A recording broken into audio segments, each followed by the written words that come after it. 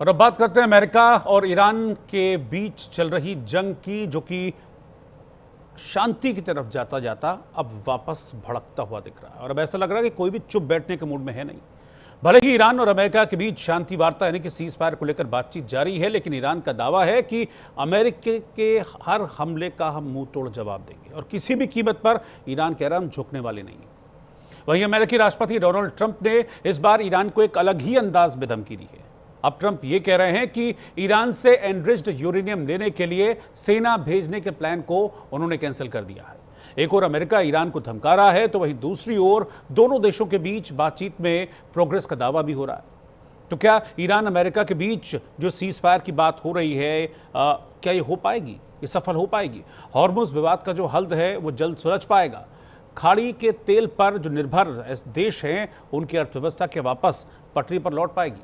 ये वो चंद सवाल है जो यक्ष प्रश्न बनते जा रहे हैं और इनका जवाब फिलहाल तो किसी के पास नहीं है।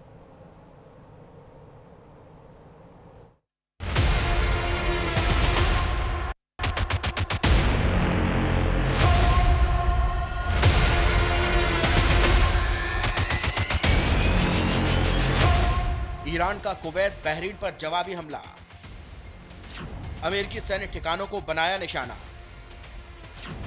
ईरान ने 7 बैलिस्टिक मिसाइलें दागी, हमलों के बाद मिडिल ईस्ट में हाई अलर्ट। मिडिल ईस्ट में एक बार फिर धमाके और धुएं के गुबार नजर आ रहे हैं। ईरान ने अमेरिकी अटैक के जवाब में पलटवार करते हुए कुवैत और बहरीन की ओर बैलिस्टिक मिसाइल से हमला किया है।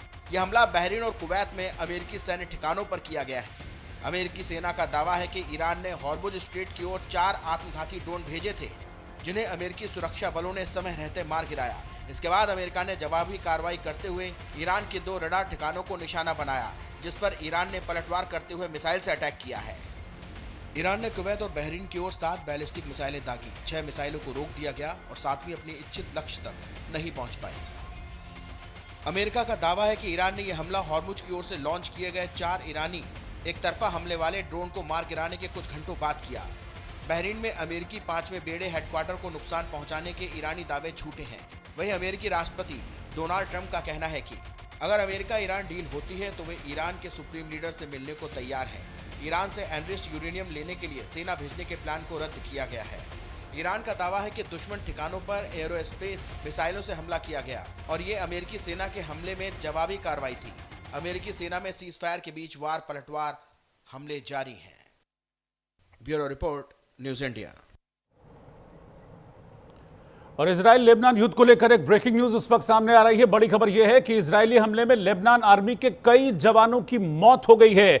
दक्षिण लेबनान के खारदाली नाबीते रोड पर यह अटैक हुआ। इस युद्ध विराम के बीच हिजबुल्लाह ने भी कई मिसाइलें दागी हैं। ये आईडीएफ दावा कर रहा है। लेबनान के राष्ट्रपति जेस्पे ओन का ईरान और हिजबुल्लाह पर हमला उन्होंने किया है। वो कह रहे हैं कि एक तरफ सीज फायर की बात हो रही थी, लेकिन दूसरी तरफ देखिए ये क्या किया है। इजराइल ने और दक्षिण लेबनान पर अटैक्स किए गए हैं, जिसमें कई लोगों के मारे जाने की खबर सामने आ रही है। कई जो लेबनान के सोल्जर्स हैं उनके मारे जाने की खबर सामने आ रही है। दक्षिण लेबनान, आप ये समझिए कि लेबनान का वो इलाका है जहां पर हिजबुल्लाह सबसे ज़्यादा मजबूत है।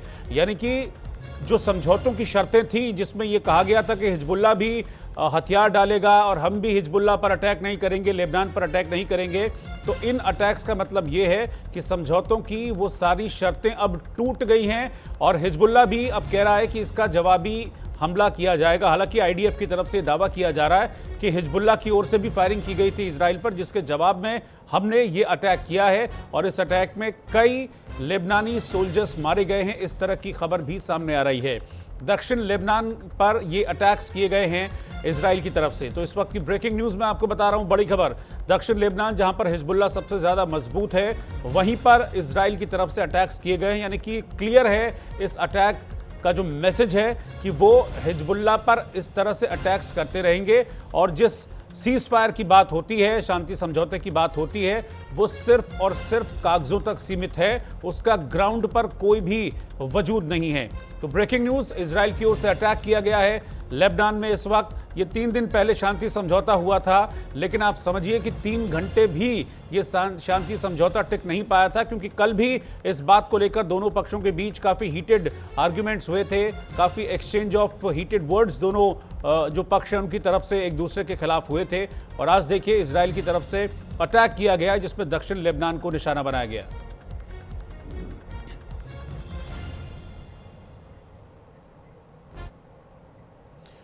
और इस बीच एक और ब्रेकिंग न्यूज आ रही है। रशिया और यूक्रेन युद्ध से जुड़ी ये बड़ी खबर है। जेलेंस्की ने चिट्ठी लिखी है पुतिन को, और इस चिट्ठी के बाद पुतिन और ज्यादा भड़क गए हैं। दरअसल यूक्रेन के राष्ट्रपति जेलेंस्की ने पुतिन को एक खुला पत्र लिखा था। इसमें उन्होंने युद्ध विराम का प्रस्ताव दिया था, लेकिन साथ ही पत्र में पुतिन की उम्र, 26 साल के शासन और रूस की स्थिति पर ने इस पत्र को बकवास बताते हुए मुलाकात से इनकार कर दिया है।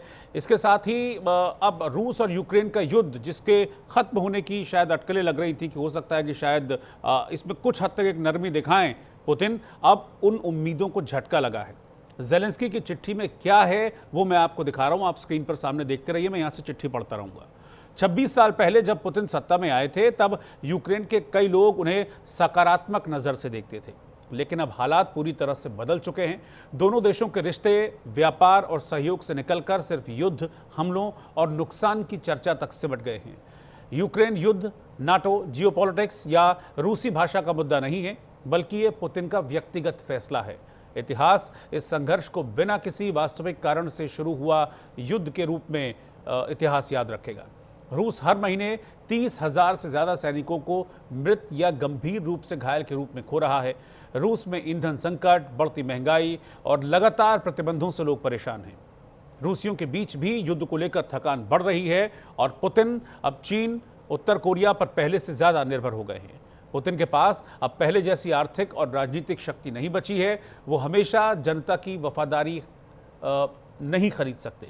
26 साल सत्ता में रहने के बाद उम्र अपना असर दिखाने लगी है।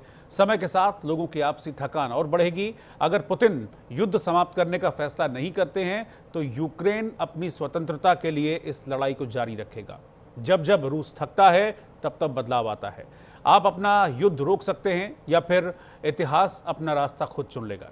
दोनों नेता स्विट्जरलैंड, टर्की या किसी अरब देश में आमने सामने बैठकर युद्ध खत्म करने का रास्ता निकाल सकते हैं। सुझाव भी इस लेटर के जरिए दिया गया था, लेकिन इस लेटर में जिस तरह की बातें कही गई, पुतिन के थकने का जिक्र किया गया और ये कहा गया कि यूक्रेन झुकेगा नहीं, और जो रूस की जनता को संबोधित करते हुए जेलेंस्की ने कहा कि जनता भी आपसे थक जाएगी, ये सारी बातें शायद पुतिन को पसंद नहीं आई और इसलिए उन्होंने इस लेटर को बकवास बता दिया। और ऐसे में जो एक संभावना थी कि शायद चीज़ें ठीक हो जाएंगी जेलेंस्की और पुतिन के बीच, उस पर भी अब मुश्किलों के बादल हैं। इधर जेलेंस्की के खत के बाद पुतिन ने क्या रिएक्शन दिया है मैं वो आपको दिखाता हूँ। पत्र में कुछ बातें काफ़ी बकवास थी। क्या ये आमने सामने की बातचीत की ज़मीन तैयार करने का तरीका था या मुलाकात से बचने का? पुतिन आगे लिखते हैं कि मुझे लगता है कि दूसरा वाला ज़्यादा था। किसी भी शांति वार्ता से पहले दोनों पक्षों के विशेषज्ञों को स्थायी समाधान पर काम करना चाहिए। सिर्फ युद्ध विराम से यूक्रेन को दोबारा सैन्य तैयारी का मौका मिलेगा, और अगर सीधी बात करनी है तो जेलेंस्की मॉस्को आ जाओ। उन्होंने सीधा एक तरह से इनविटेशन दे दिया कि आपको अगर बात करनी है तो आप मॉस्को आ जाइए। लेकिन उनके जो ये लेटर है, जिस तरीके का जवाब दिया है, उस भाषा को अगर आप समझेंगे तो उससे सीधे सीधे ये इंडिकेशन मिलता है कि पुतिन ने एक तरीके से ना कह दिया है। और जो जेलेंस्की का तरीका था लेटर लिखने का, जिस तरह के शब्द थे जेलेंस्की के, वो शायद पुतिन को पसंद नहीं आए। और इस बीच ब्रेकिंग न्यूज में आपको बता दूं, under 18 Asia cup men's hockey में भारतीय टीम को गोल्ड मिला है। मेडल जीतने के बाद